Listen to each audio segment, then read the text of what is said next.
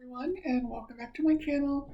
My name's Sophie, and this channel is chronicling my journey of living my best life with multiple chronic conditions. Today I wanted to do another symptom overview, just to see where things are. I've considered myself stable for at least a few months now, so just wanted to update you guys as to what's going on the daily, I guess.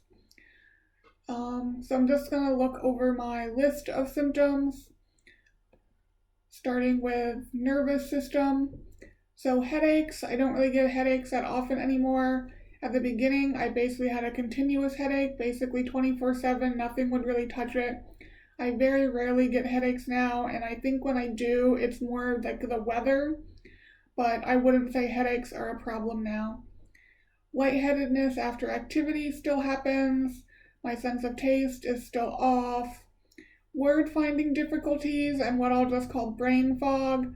So word finding difficulties, short-term memory problems, difficulty concentrating, difficulty putting things in the right sequence when I'm like doing something like cooking and stuff like that is all much improved. I wouldn't say I'm how I was before March 2020, but definitely much improved. Feeling like parts of my body are vibrating or twitching still happens. My mouth and face still tingles if I talk for a period of time. Like normally by the end of these videos, my mouth and face just feels like it's tingling a little. Brain zaps, I still get infrequently, normally before bed. And the almost passing out episodes still happen, though not as often because I've been eating more sodium, which of course means the edema isn't as good as it could be, but I just have to balance between the two sets of symptoms. And again, they have opposite treatments. One I want low sodium, low fluids, one I want high sodium, high fluids. So it's just finding the balance between those. So like I said, I do still have the edema. My heart rate is still higher than I think it should be for a given activity. Walking up the stairs, it can get over 100.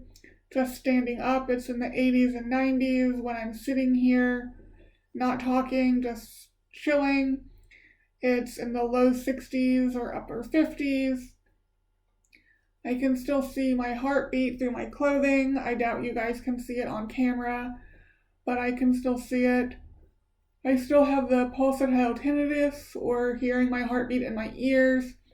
Hopefully when I have the CTA on Monday the 20th, we can figure out what's going on with that. My blood pressure is still low when I get out of bed in the morning. Sometimes I still get chest pain. It's not every day like it was in the past. It's more intermittent. Maybe every other month or every few months or so. My heart rate is still elevated when I'm sleeping, not as elevated as it has been. A lot of that's been changes I've made to my nighttime routine and how close to bed I eat and all of that, but it's still higher than when I'm just relaxing, sitting down, but not 20 beats per minute faster.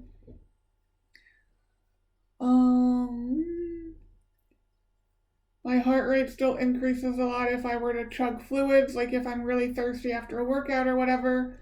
If I drink fluids really fast, I actually get short of breath and my heart rate gets higher. Short of breath with activity still happens. My oxygen still drops at times and my chest feels tight where my diaphragm is. When I don't breathe the oxygen, my facial coloring. Sorry guys. When I talk a lot, I yawn. My pulmonary function tests are still abnormal. My trachea still collapses. What else is going on? I'm not as fatigued. Again, I've done a lot to overcome that. I'm taking a lot of supplements. I'm not falling asleep as much during activities when I'm in bed at night reading. Before, after like 30 minutes or so, I would literally like drop the book. I'd just fall asleep. And that hasn't happened in a while. I've actually just either gotten sleepy enough to stop reading and put the book down, or I just say like, oh, it's whatever time, it's time to go to bed, and I stop reading. So that's gotten better. Again, I've been changing supplements around and stuff like that, so I really think that's helping. I'm not having as much of the sweating issue when I walk up the stairs now. Before, when I would walk up the stairs, I would sweat. My forehead would sweat, under my chest would sweat, my arms would sweat, my legs would sweat. It just wasn't pleasant. That's been better. I'm not having chills as often, which is nice. I still get the joint pain and muscle twitching after activity, muscle cramps. Sometimes if I turn the oxygen up, it really helps, but I don't always remember to do that. My knees still give out randomly. Normally, it's the left knee that gives out. I still get the burning and the fatigue with any type of continuous exertion or just repetitive action. Word finding difficulties right there. I'm still weaker than I was. My eyes still twitch at times. I haven't been getting the random full body itching regularly like I was before. Before it was pretty regular, like every few months it would happen, and it hasn't happened for a while. I have no idea why my eyes are watering this morning. My skin is still very dry, my mouth is dry, my lips get chapped easily. I have Vaseline like in every room nearby. I still use the Xylomelts at night for my dry mouth. I did try it one night without it, just because I'm on a higher dose of the Mestinon than I was last year, for example, and it's still, I woke up and my mouth was still very dry. I'm still scarring easier. I don't know if you'll be able to see, but my cat scratched me and it does look like it is going to scar. Hopefully it won't last, but I am scarring really easily. My hair's still falling out. I don't think it's as much as it was at one time, but it's still more than it should be. My hair on like my legs at least doesn't grow back as quickly as it used to, which is kind of nice because that means I don't have to shave my legs as often. I only shave my legs once every 10 to 14 days. It just depends on the time of year. And I don't mean it's, oh, like my legs are really furry, but it doesn't matter because it's winter.